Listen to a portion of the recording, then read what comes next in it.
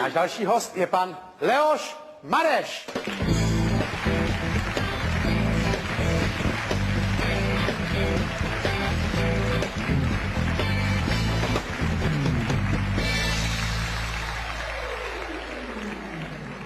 Dobrý večer, Leoši. Dobrý večer, musím říct, že přijít po takovém hostu teď na pořadí jako druhý, takže dnešní program bude mít zřejmě klesající tendenci. Ne, to chcete se napít, Leoši, nebo něco? Já jsem zřejmě pochopil dramaturgický záměr volby nás dvou. Vy jste prostě vybrali nejlepšího a nejhoršího zpěváka. Ne, to my tady neděláme. Ne. To my tady neděláme, my jsme dneska vybrali dva zajímaví lidi, ale každý od trošku jiného světa si myslíme, ale zase ne tak úplně, jak vidíte, tak jsme se v tom roku trošku prolnuli. Je pravda díky dovednosti paní Urbanový, no ale to nevadí. Když někdo něco umí, tak může spojovat třeba národy, víte? No. Ale vy proto musíte mít pochopení. Já samozřejmě. Líbilo se vám to? Mně se to líbilo moc, já musím říct, že taky na některých koncertech zpívám písničku We Will Rock You. Takhle, já bych o zpěvu teď... Takhle, zpěv teďko na chvíli nechal být. já si myslím, že my jsme se ale s paní Evou Urbanovou rozespívávali v šatně společně. Já vím, ale když vadila jí to teď, znáte to. Ale zase... nakonec každý jste se dospíval, pak třeba jinam, že? Já bych to teď... Ale na druhou stranu vlastně já jsem zjistil, že paní Eva Urbanová je býk. Ano, já ve znamení býka, tak. Tak to je znamení býka. Já jsem také býk. Ano. Paní Eva Urbanová má ráda... Nehledejte, Leoši, ty společný znaky. Já jsem říct, že paní Eva Urbanová má ráda kvalitní rychlé vozy a taky, ale když je to jedno, ne? Není. U těch vozů, tam bych s dovolením zůstal. Já se s to myslel. Jak říkám, teď už je to jedno. Třeba u paní Urbanové mě to těší, že má tak ráda auta. U vás ty vaše auta malinko lezou na nervy.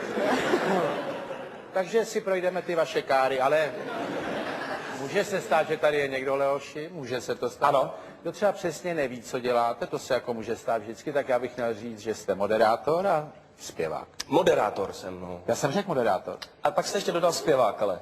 No to jsem dodal. To je zbytečně, ale. Jo, tak dobrý, moderátor, který si občas zpívá. Občas si tak jako nějak zaspívá. Ale měl bych říct, že jste úspěšný moderátor, přední stanice pro mladé lidi, že jo? Takhle, tak ano. No. On si to jenom projede a Jestli to není nějaký ostec. něco, já vím, no tak to jsou stezky, to chvíli trvá. A teď ty káry teda. Takže vy máte Ferrari, no kejvejte, ať to tady může. Porsche a Audi to mrňavý? To je dopis z finančního úřadu? Ne, finančák tady udělám já. Je to pravda? Udělám, ano. Jo. Já jsem chtěl říct, že mám, Jste se rozkoktal, hele. já to mám strašně jako rád. Ty auta. No. A to já mám rád věcí, co jsou ve výlohách, ale... Já strašně pracuju, ale. Ne, to počkejte, já s váma teď udělám tu grosovku, tak. Právě, jo. Čili, kolik ty káry stály dohromady? 6 melounů. Co? 6 melounů. 1? Ne, 3. 3? Tak Ferrari stálo kolik? Ferrari stálo hodně. Kolik stálo Ferrari? Zhruba, mě tam nejde o nějaký 5 kila.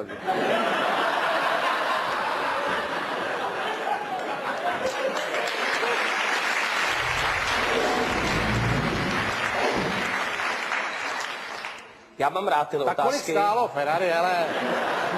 Mně nejde o to auto. Vy víte, že vám nemůžu odpovědět. Jak to? Tak já si to odhadnu, tak 3. Já vám nemůžu odpovědět. Jak to, že ne? Tak odpovídejte jenom očima. Tak takhle. Ještě jednou teda tu otázku. Chtěl jsem se zeptat, Leoši, kolik stálo to Ferrari? Já myslím, už nabídka té ceny. 3. Tak to jedině, že by bylo zbořený. Čili 5. To už nemůžu podpovídat. Dobrý. Čili jsme blízko, máme 5. Teď máme toho Poršáka. To jsem četl, že jste si koupil, abyste měl nějaký praktický auto, jako. Ano, ale to je pravda, protože to je jako... A čím je praktický? To je rodinný auto, to je jako veliký. To je Jeep. Jo, tak, ale když někoho porazíte, takže je dole a nezaprasí vám sklo, nebo tak, že to je jako praktický? To je samozřejmě velmi citlivá otázka pro mě teďka. Ne, tak to probereme potom, ale Počkejte, tak tam jsme zůstali na těch 5, pojďme s tím Poršákem, dejme mu 3. Taky. To by musel být zbořený. Taky, no. Kde to kupujete, či tak? Mě půjčil strejda. 4. A teď Kološ ještě, vy jste říkal, že to Porsche jste si koupil, že to je jako rodinný auto, čili vy chystáte rodinu nebo plánujete? Já jsem věděl, že to budou ty auta, no, takže... Ne, já se teď tam na rodinu.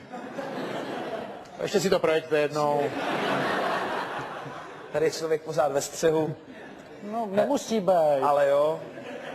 Já si myslím, že určitě chystám rodinu v budoucnosti. Jo, takhle jste to vzalo. Ono to vydrží dlouho. Aha, partnerka vaše je tady teď? Teďka tady není. Ta by z vás asi radost neměla. Ale jo. Z téhle odpovědi, že To je jednou hezká určitě, odpověď, ale. No ne, tak vy jste řekl jednou v budoucnosti. Takhle, určitě. řekněme v budoucnosti. Jo. Tím pádem to Čemu vůbec- říkáte budoucnost? To znamená, od teď ten čas, Jasně. co bude. No to já vím. Díky. Hodné. On je hodný.